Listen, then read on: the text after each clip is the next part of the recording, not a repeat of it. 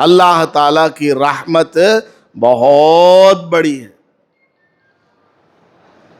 حضرت حسن بصری رحمت اللہ علیہ کے پاس ایک عورت آئی، بڑی نیک، متقیہ، پرہیزگار۔ اس کا جو بیٹا تھا شرابی کبابی، باپ نہیں تھا، باپ نے جو کچھ کمایا تھا یہ بیٹا جو ہے اس میں عیش مستی کرنے والا تھا۔ تو وہ عورت حسن بصری رحمت اللہ علیہ کے پاس آئی اور آ کر کے اپنے بیٹے کے بارے میں دعا کراتی تھی، اور بیٹے سے بھی وہ عورت کہتی کہ بیٹا توبہ کر لے، یہ سارے برے کام چھوڑ دے، چل میں تجھے لے چلتی ہوں، حسن بصری سے ملاتی ہوں، وقت کے بڑے اللہ کے ولی ہیں، ان کے پاس جا کر کے توبہ کر لے، وہ کچھ تجھے سکھائیں گے، توبہ اور استغفار کر لے۔ کیا تو شراب پیتا ہے، زنا کرتا ہے، کتنی ساری برائیوں میں تو مبتلا ہے۔ لیکن وہ نوجوان لڑکا مان کر نہیں دیا، برائیوں میں مبتلا رہا، شراب پیتا رہا، اتنا زیادہ اس کے اندر وہ مست ہو گیا کہ پی پی کر بیماری آ گئی۔ بیماری آ کر بالآخر مرنے کے قریب وہ ہو گیا، بستر پر پڑا رہا۔ جب اس کو یقین ہو گیا کہ اب میری جان بچنے والی نہیں ہے، میں مرنے والا ہوں، چلو اب توبہ کر لیتا، اس کو احساس ہوا مرض وفات میں۔ اس نے امی سے کہا، اے امی مجھے معاف کر، زندگی بھر تو مجھے بلاتی رہی کہ حسن کے پاس چلو، توبہ اور استغفار کرو، میں آیا نہیں۔ امی جان اب میرے اندر چلنے پھرنے کی بھی طاقت نہیں ہے، آپ خود حسن بصری رحمت اللہ علیہ کے پاس چلی جاؤ اور ان کو لے کر آؤ، ان کے سامنے میں توبہ کروں گا، وہ بھی میرے لیے دعا کریں گے، شاید اللہ تعالیٰ مجھے معاف کر دے۔ ماں کو بڑی خوشی ہوئی، چلو اب تو مرنے سے پہلے تو اس کو خیال آیا۔ بھاگتی ہوئی حضرت حسن بصری رحمت اللہ علیہ کے پاس گئی اور جا کر کے عرض کیا کہ بیٹا اس طرح بیمار ہے، بستر پر پڑا ہوا ہے، توبہ استغفار کرنا چاہتا ہے، آپ تشریف لائیں۔ اب حسن بصری رحمت اللہ علیہ اپنے شاگردوں کو حدیث پڑھا رہے تھے، کلاس میں تھے، اور اس نوجوان کے بارے میں بار بار اس کی ماں سے سن رکھا ہے، بڑا بدتمیز ہے، ایک بار بھی آتا نہیں ہے، اپنے گمراہیوں میں گناہوں میں مبتلا ہے۔ حضرت اس سے ناراض ہو گئے تھے، بیکار آدمی ہے، ویسٹ کینڈیڈیٹ ہے، چھوڑ دیا تھا اس کو، اس کی طرف توجہ نہیں دی۔ اب موت کا وقت آ گیا، حسن بصری رحمت اللہ علیہ کو چونکہ اس نے ناراض کیا تھا، اس لیے حسن بصری نے کہا جاؤ جاؤ میں بچوں کو پڑھا رہا ہوں، میں نہیں آتا۔ وہ تو ماننے والا نہیں، میں نہیں آتا، جاؤ۔ اس کی ماں روتی بلبلاتی ہوئی گھر واپس گئی۔ گھر واپس گئی تو وہ بچہ رونے لگا۔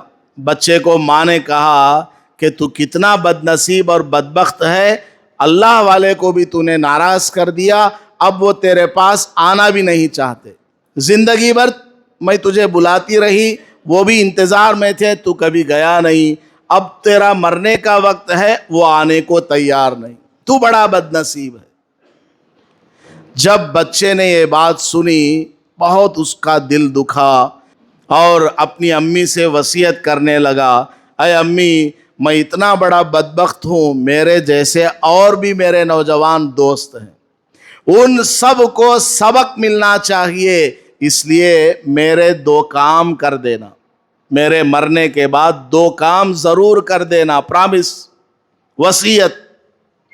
ماں نے کہا بیٹا بتاؤ کیا کرنا ہے؟ تو اس نوجوان نے کہا کہ امی جب میں مر جاؤں تو اپنی اوڑھنی کو میرے گلے میں باندھ دینا پھانسی کی طرح، اور سڑک میں گھسیٹ گھسیٹ کر مجھے شہر سے باہر لے جانا، اور دوسری وصیت یہ ہے کہ مجھے مسلمانوں کے قبرستان میں دفن مت کرنا، میں اللہ کا بڑا نافرمان ہوں، میرے اوپر آنے والے عذاب سے کہیں قبرستان کے دوسرے مردوں کو تکلیف نہ ہو جائے۔ میری اس حالت کو لوگ دیکھیں گے، میرے دوست ساتھی دیکھیں گے، وہ کم از کم سدھر جائیں، شراب پینا چھوڑ دیں، غلط کام کرنا چھوڑ دیں۔ ماں نے کہا ٹھیک ہے بیٹا، ایسے ہی کروں گی۔ اتنی دیر میں وہ اللہ تعالیٰ کی طرف متوجہ ہوا اور ہاتھ اوپر اٹھایا، آسمان کی طرف دیکھ کر جو بھی اس کو اللہ سے کہنا تھا کہہ کر اس کی روح چلی گئی۔ وہ بھاگتی ہوئی آئی حسن بصری رحمت اللہ علیہ کے پاس کہ حضرت اب تو میرے بیٹے کا انتقال ہو گیا ہے، اور حضرت کلاس سے فارغ ہو چکے تھے، اب آرام کرنے جا رہے تھے۔ حضرت میرے بیٹے کا انتقال ہو گیا ہے، آپ تشریف لائیں اور اس کی نماز جنازہ پڑھا دیں، تجہیز و تکفین وغیرہ کر دیں، شاید آپ کے آنے کی برکت سے اللہ تعالیٰ معاف کر دے اس کو۔ کیونکہ نیک لوگ اگر جنازے کی نماز پڑھتے ہیں، جس جنازے میں 100 ایمان والے ہوں اور اس کے لیے مغفرت کی دعا کرتے ہیں، ایک روایت میں ہے 40 ایمان والے ہوں، ایک روایت میں ہے 3 صف ہوں، اور اس مرنے والے کے لیے مغفرت کی دعا کرتے ہیں، اللہ تعالیٰ اس کو بخش دیتا ہے۔ تو آپ جیسے نیک لوگ آئیں گے، شاید میرے بچے کی بخشش ہو جائے۔ حسن بصری رحمت اللہ علیہ نے فرمایا اب میرا آرام کرنے کا وقت ہے، جاؤ جاؤ، میں نہیں آ سکتا۔ رات میں تہجد پڑھتے ہیں، فجر پڑھاتے ہیں، پھر بیان کرتے ہیں، پھر اشراق ہے، اللہ کا ذکر ہے، مراقبہ ہے، پھر کلاس میں بچوں کو پڑھایا، فل تھکاوٹ ہے حضرت کو، اور اب آرام کرنے کا وقت ہے، جنازے میں بلا رہے۔ حضرت نے کہا میں نہیں آتا، جاؤ۔ وہ عورت روتی ہوئی بیچاری گھر گئی، اس کا ایک ایک قدم گھر کی طرف بڑھ نہیں رہا تھا، ایسا لگ رہا تھا جیسے پیچھے سے کوئی دھکا دے رہا ہو، خود سے چل نہیں پا رہی تھی۔ اب میں کیا کروں گی میرے بیٹے کو؟ جنازہ پڑھانے بھی حضرت نہیں آ رہے۔ اسی طرح آہستہ آہستہ چلتے چلتے وہ تھوڑے دیر میں گھر پہنچی، جا کر دروازہ بند کیا، اب بیٹے کے پاس بیٹھ کر سر پکڑ کر بیٹھ گئی۔ اب اس نے وصیت کر رکھی ہے، اس کے گلے میں پھانسی کی طرح اوڑھنی کو باندھنا ہے، گلی میں گھسیٹنا ہے، مسلمانوں کے قبرستان میں دفن نہیں کرنا، باہر کہیں کر دینا۔ کتنی ذلت کی بات ہے۔ یہ سب سوچ کر کے وہ ماں رو رہی تھی۔ اتنے میں گھر کا دروازہ کوئی کھٹکھٹانے لگا۔ ماں نے دروازہ کھولا، کون ہے؟ حسن بصری رحمت اللہ علیہ، جن کو بلانے گئی تھی وہ آئے ہوئے۔ حسن بصری نے کہا کہاں وہ اللہ کا ولی، وہ جو مر گیا نا نوجوان، شراب پینے والا، زنا کرنے والا، اس کے بارے میں حسن بصری رحمت اللہ علیہ فرمانے لگے کہاں ہے وہ اللہ کا ولی؟ وہ ماں کہنے لگی حضرت میرا بیٹا مر گیا ہے، کوئی اللہ کا ولی نہیں مرا ہے، میرا بیٹا تو شرابی تھا، کبابی تھا۔ حسن بصری رحمت اللہ علیہ نے فرمایا ہاں تھا، وہ پاسٹ ہے، پریزنٹ وہ اللہ کا ولی ہے۔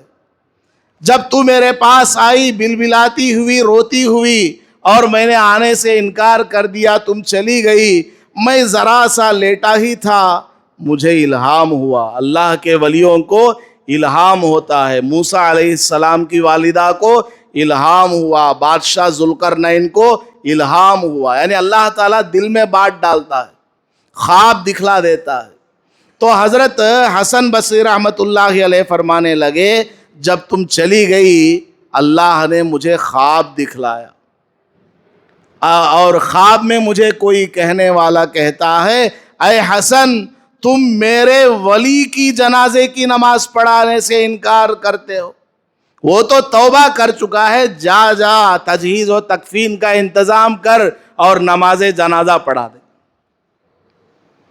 بعد میں حضرت نے ماں کو یہ واقعہ سنا، یہ خواب سنا کر کے بتلایا کہ اللہ تعالیٰ نے اس کو معاف کر دیا ہے، تم کو فکر کرنے کی ضرورت نہیں، میں سارے کام انجام دیتا۔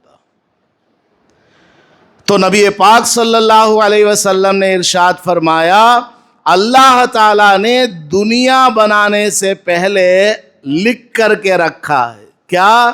ان رحمتی سبقت غضبی، دوسری روایت میں کہا ہے ان رحمتی غلبت غضبی، میری رحمت میرے غضب سے آگے ہے، اور میری رحمت میرے غضب کے اوپر غالب ہے، جیتنے والی ہے۔ تو اللہ تبارک و تعالیٰ کسی پر بھی ظلم نہیں کرتا، اللہ تبارک و تعالیٰ کسی کو بھی عذاب نہیں دیتا، بلکہ بندہ خود نافرمانی کر کر، بندہ خود اللہ کو ناراض کرنے والے کام کر کے جہنم میں چلا جاتا ہے۔ اللہ تعالیٰ خود سے کسی کو سزا نہیں دیتا، عذاب نہیں دیتا، نہ دنیا میں نہ آخرت میں۔